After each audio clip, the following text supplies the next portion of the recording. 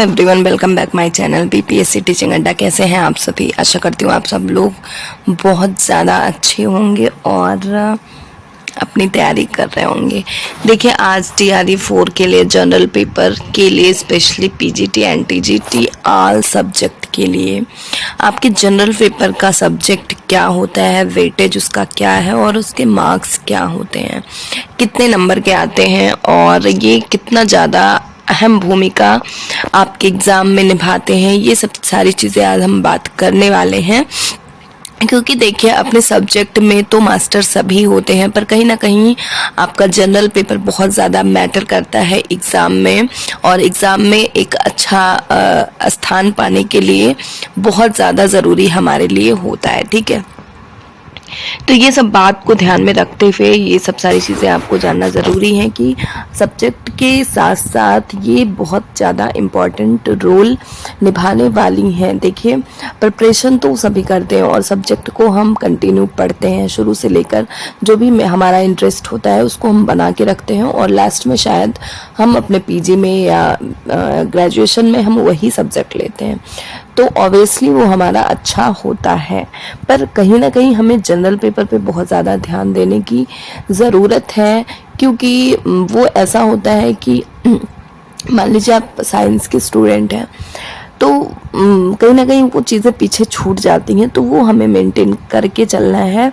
क्योंकि अगर सब्जेक्ट में हमने अच्छा कर लिया और इसमें नहीं हम कर पाए तो थोड़ा सा हमारे लिए डिस्टर्बिंग है। देखिए, जो सही है वो मैं बोल रही हूँ, आपको सब्जेक्ट बना के चलना है और आपको पता है कि कितने नंबर्स के आते हैं, हम आगे बात करते हैं। ठीक है, तो क्या सब्जेक्ट, देखिए इसमें एक अस्थाई सा सब्जेक्ट है, कितने आते हैं ये दूसरी स्लाइड पे बस हम बात करेंगे। ज़्यादा लंबे हमारे वीडियोस होते नहीं हैं, बस काम की बात हमको करनी रहती है। तो देखिए, आपका टीजीटी और पीजीटी दोनों के लिए मैं बोल रही हूँ, मैं पीआरटी के लिए भी बाद में वीडियो लेके आऊँगी। ये हिस्ट्री हो गई, ज्योग्राफी हो गया, science, maths and current affairs. ठीक है, अब ये आपके सिर्फ और सिर्फ कितने सब्जेक्ट हैं बच्चे? 5 सब्जेक्ट हैं। कितने हैं? 5 सब्जेक्ट हैं। तो इन 5 सब्जेक्ट की हमें बहुत अच्छे से प्रिपरेशन करनी है, हमें समझनी है कि चीज़ें कहाँ से आती हैं, कैसे हम अपनी तैयारी कर सकते हैं। और एक चीज़ और, इसमें भी आपको थोड़ा सा मेहनत करने की ज़रूरत है, बहुत ही आसान कुछ भी नहीं होता है। और ख़ासकर ये जो हमारे साइंस के बच्चे हैं, मैं उस चीज़ को मैंने एनालाइज किया है कि वो सब सारी चीज़ें हमें पकड़नी बहुत ज़रूरी होती हैं। तो जैसा कि मैंने बताया कि आपके ये 5 सब्जेक्ट्स आते हैं, नो डाउट इसमें से और एक्स्ट्रा कुछ भी आपके आने वाले नहीं हैं। History, geography, science, maths and current affairs, जिसमें से आपको पता है हिस्ट्री में आपको INM पार्ट बहुत इम्पॉर्टेंट है पढ़ने, इंडियन नेशनल मूवमेंट। वो मेरे चैनल पे प्लेलिस्ट में है, उसको मैं आगे भी और कराऊंगी, कुछ बचे हुए हैं। पर अगर आप उतना पढ़ लेते हैं ना, प्लेलिस्ट में जाके देखेंगे, अभी शायद 7-8 वीडियोस में अपलोडेड है, तो वो चीज़ें आपको वहाँ से कंप्लीट हो जाएंगी, ऑलमोस्ट कंप्लीट हो जाएंगी। ठीक है, INM Indian national movement important है। मॉडर्न हिस्ट्री आपको सबसे ज़्यादा इम्पॉर्टेंट है पढ़ना इसमें। ठीक है, और ये 5:8 का रेशियो है, मतलब 5 सब्जेक्ट 8-8 नंबर के, प्रत्येक से 8 क्वेश्चन पूछे जाते हैं। टोटल आपके 40 मार्क्स हैं। 40 मार्क्स में से आपको, आप कोशिश करके चलिए कि आपको 30 मार्क्स तो लाने ही लाने हैं। ठीक है, 30 मार्क्स आप लेके चलेंगे तो जाके आपके कहीं ना कहीं 23 और 25 के बीच में मार्क्स आपको मिलेंगे, तो आपका ये चीज़ मेंटेन होगा। ठीक है, तो आपको 30 नंबर तो मान के चलना है कि हमें जीके में 30 नंबर करना है। 30-35 नंबर के बीच में आप मान के चलिए, फिर जाके आप 30 तक पहुंचेंगे। ठीक है, तो ये चीज़ें आपको कहीं ना कहीं सब्जेक्ट में कवर करेंगी और अच्छे नंबर से लाएंगे।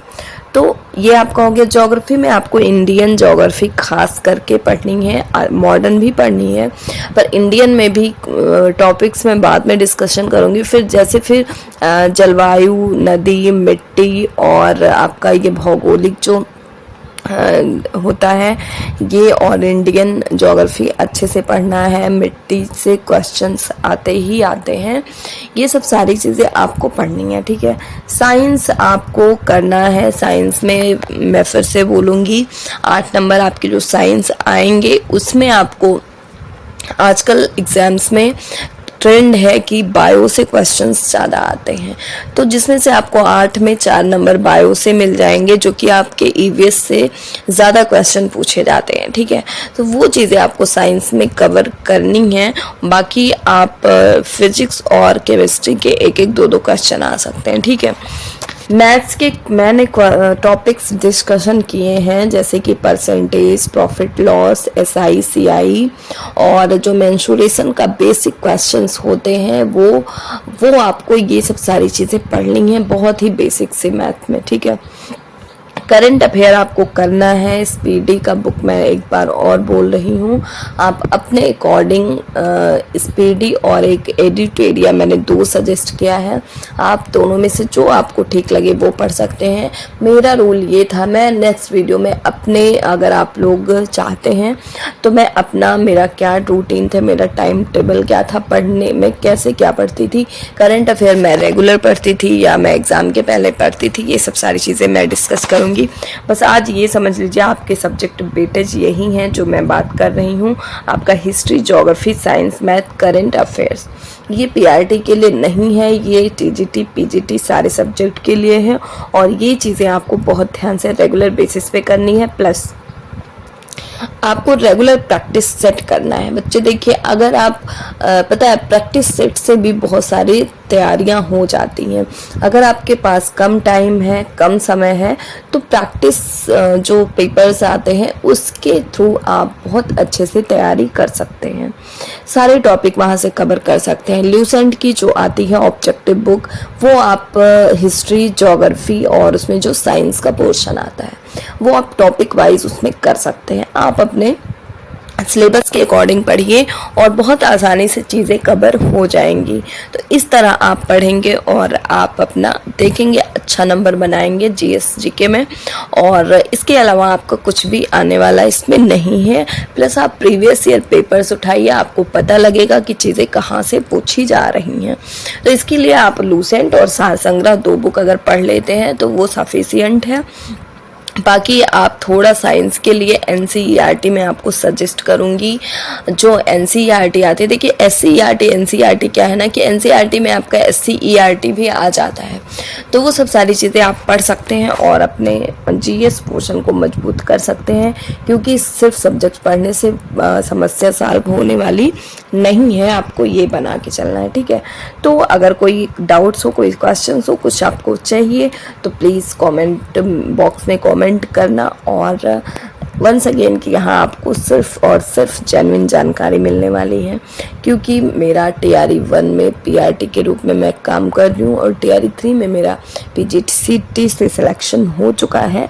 तो बहुत सारी चीज़ें हैं जो एक्सपीरियंस से आ जाती हैं, क्या कैसे होने वाला है। ठीक है, तो मिलते हैं नेक्स्ट सेशन में नेक्स्ट वीडियो के साथ, तब तक के लिए नमस्ते, नमस्कार।